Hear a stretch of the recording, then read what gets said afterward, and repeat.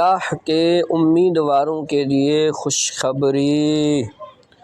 عن ابی ہریرہ ان رسول اللہ صلی اللہ علیہ وسلم قال، حضرت سیدنا ابو ہریرہ رضی اللہ عنہ سے روایت ہے کہ امام الانبیاء سید الانبیاء محمد مصطفیٰ صلی اللہ علیہ وسلم نے ارشاد فرمایا، ثلاثۃ حق علی اللہ عونہم۔ آپ علیہ الصلوۃ والسلام نے ارشاد فرمایا، تین لوگ وہ ہیں کہ اللہ پاک کے ذمہ کرم پر لازم ہے ان کی مدد کرنا۔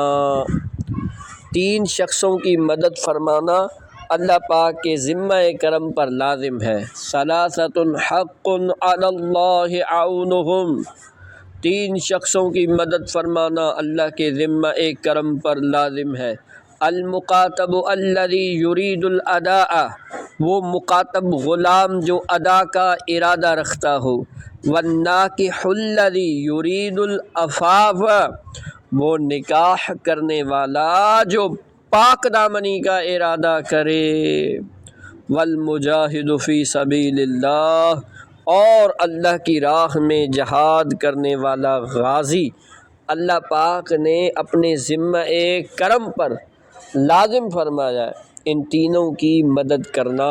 تو یقیناً خوش نصیب ہیں وہ لوگ جو نکاح کا ارادہ رکھتے ہیں پاک دامنی کے لیے۔